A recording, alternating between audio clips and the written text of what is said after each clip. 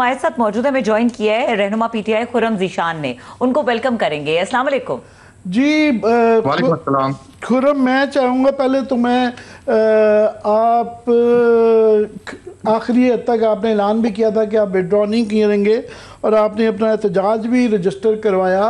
पहले मुझे ये गेम समझाएं कि 10-10 पार्टी वाले, पीपल्स पार्टी 10 वोटों के साथ 2 सीट्स जीत जाती है और मार्जिन के साथ, और जेयू वाले 18 के साथ जो है वो भी 2 जीत जाते हैं। तो ये जो 6 ली गई, क्लियरली आपकी भी गुंजाइश निकल सकती थी। तो ये गेम हुई क्या? गेम हुई सर, जो प्लान बनाया गया था। पहले आपको पता है, एक फॉर्मूले के तहत ये बिला मुकाबला आना चाहते थे और वो बिला मुकाबला को रोकने के लिए ही मैंने ये कहा था कि नहीं, इलेक्शन होगा और मैं किसी सूरत विड्रॉ नहीं करूंगा। तो वो प्लान इन्होंने आपस में मिल बैठ के तय कर लिया। जाहिर है, रियासती मशीनरी इनके पास है और मींस बहुत सारे हैं इंशाल्लाह, बल्कि मेरे से ज्यादा आपके पास डेफिनेटली चीजें होंगी। लिहाज अली साहब एक पेशावर के जर्नलिस्ट हैं, उन्होंने बताया है कि किस तरह से आज ये इलेक्शन हुए, किस तरह से पर्चियां, और वोट देने वाले को भी नहीं पता था कि मैं वोट किसको डाल रहा हूं। तो बहरहाल मुझे ये समझ नहीं आती है कि चलें ऑपोजिशन को, बाकी लोगों को तो मुझसे मसला हो सकता है, मेरी अपनी पार्टी क्या मसला है मुझसे।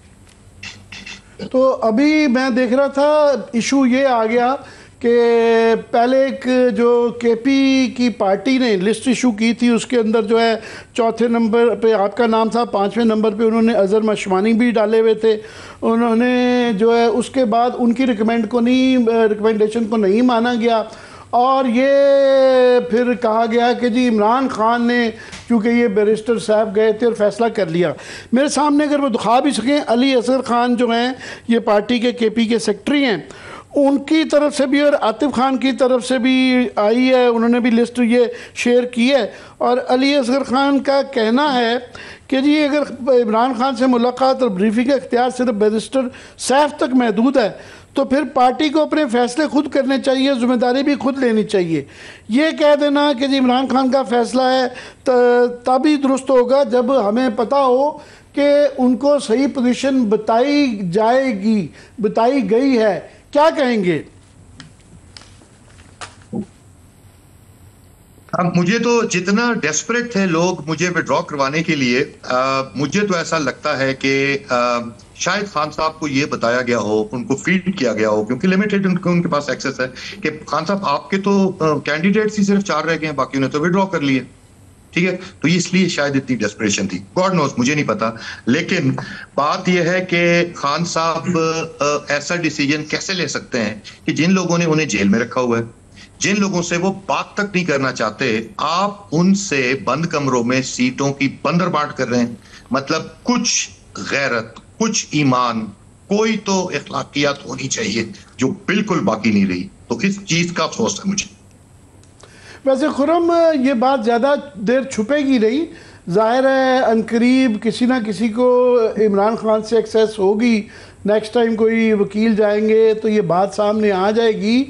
क्या आपका क्या रिएक्शन होगा कि अगर ये पता चले कि वाकई उनको तफसील भी बताई गई थी, उसके बावजूद उन्होंने जो है मिर्ज़ा अफरीदी का नाम अप्रूव किया था?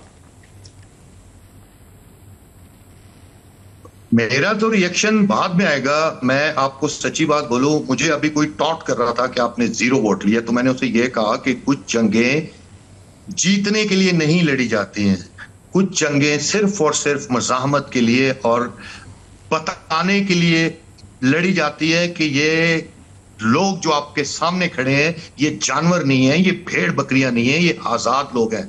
अगर मुझे पार्टी डिसिप्लिन के नाम पे या ये कहकर ब्लैकमेल करे कोई कि नहीं आपने पार्टी की रेड लाइन, कल ये लोग कहते हैं कि 6 महीने, हमने पॉलिटिकल कमेटी फैसला कर लेती है कि 6 महीने आपने बात नहीं करनी खान साहब के बारे में और कोई तहरीक नहीं चलानी, तो क्या मैं वो मान लूंगा?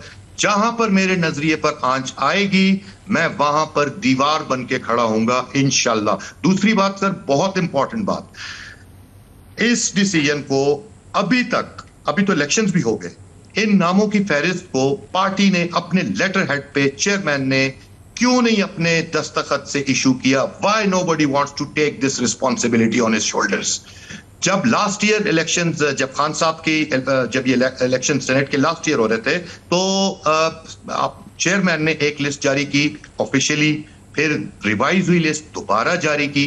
क्या मजबूरी थी? अभी क्यों नहीं कर सकते थे? नहीं, ये बताएं कि ये जो आपका ये जो केस है, अब ये पहले तो मुक़तदरा या अरबाब इख्तियार रियासत, ये तो अपनी पार्टी से है। ये जो आप कहे जा रहे हैं कि हम भेड़ बकरियां नहीं हैं, हांके जाएंगे, तो ये तो आप अपनी पार्टी की लीडरशिप को कह रहे हैं।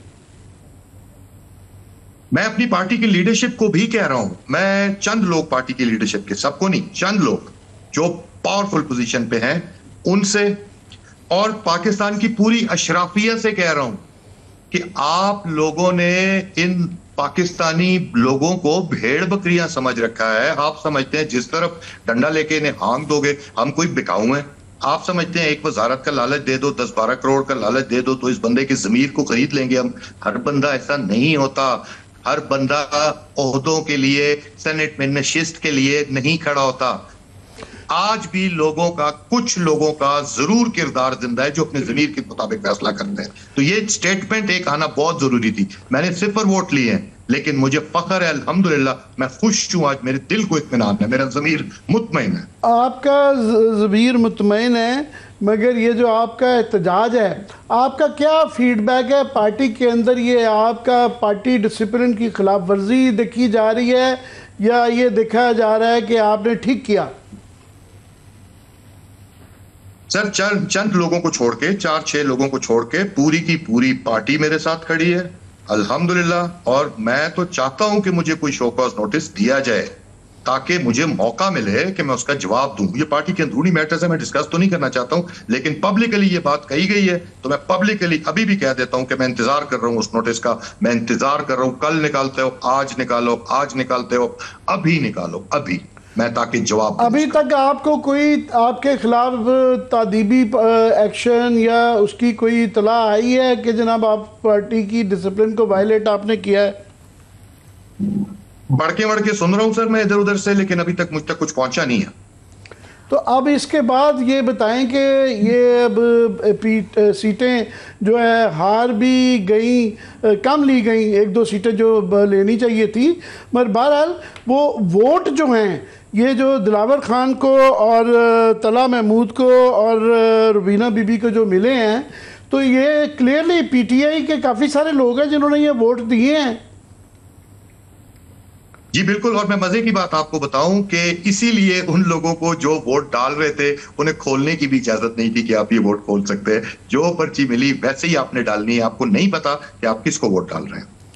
नहीं, आप ये कह रहे हैं कि सबको पर्ची पहले पकड़ाई गई कि आपने ये पर्ची खोलनी भी नहीं है, डाल देनी है। ये जी वहाँ के जो लोकल पेशावर के सहाफ़ी हैं, जो लोकल पेशावर के सहाफ़ी हैं, लिहाज अली साहब ने रिपोर्ट की है अपने, अभी भी उनका मैं देख रहा था, ऐसा हुआ है। और मेरे पास उनके अलावा भी ये रिपोर्ट्स हैं, तो ये चीजें तो खुल के आ जाएंगी सामने। वैसे बल्कि कल मेरा माजी का ये तजर्बा रहा है कि जो ये वोट टूटते हैं, जो लोग वहाँ पे इनसाइडर होते हैं, उनको मोरलेस अंदाज़ा होता है कि किसने किस को बेचा, क्या गेम क्या हुई है।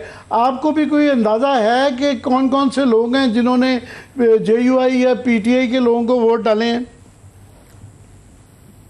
सर, मुझे फर्स्ट हैंड इस बारे में नॉलेज नहीं है, तो मैं मतलब इस पे तो नहीं कह सकता कुछ के कौन है, लेकिन डेफिनेटली लोग तो हैं। जब उनकी न्यूमेरिकल स्ट्रेंथ से ज्यादा उनको सीट्स मिल गई है तो डेफिनेटली लोग तो हैं, लेकिन पता लग जाएगा इंशाल्लाह। जाहिर है वो 24 दिलावर खान को 54 वोट मिले हैं और जो रुबीना बीबी को भी 52 वोट मिले हैं। पीपल्स पार्टी की 10 सीटें हैं या 18 सीटें जेयूआई की हैं, तो ये बाकी वोट वो तो क्लियरली नंबर्स तो बता रहे हैं कि ये पड़े हैं, और बाकी एक्स्ट्रा वोट तो वो सारे पीटीआई के थे। मगर फिर भी सिंबॉलिकली तो ये आप उम्मीद कर रहे थे कि कोई 2-4 लोग आपको वोट डालेंगे। जी, मुझे बिल्कुल ऐसा था। मैंने तो एक पहले तो मैं बड़ा क्लियरली सर, मैं इस सीट में कभी इंटरेस्टेड ही नहीं था। मुझे तो खान साहब ने, मैं घर में सोया हुआ तो उनका मैसेज आया, और मुझे फिर खान साहब का ये मैसेज भी आया। अली मीन ने मुझे रात को कॉल की कि आप सुबह आए, अपने नॉमिनेशन पेपर सबमिट करवाए। मुझे इस चीज में इंटरेस्ट ही नहीं था, ना मैंने कभी रिक्वेस्ट की थी, ना कभी पार्टी से मैंने इस मामले में कोई बात की थी। लेकिन जिस तरह से ये सारा मामला हुआ है वो अब आपके सामने है। आप खुद जो है तो अपने लिए इन्होंने मगर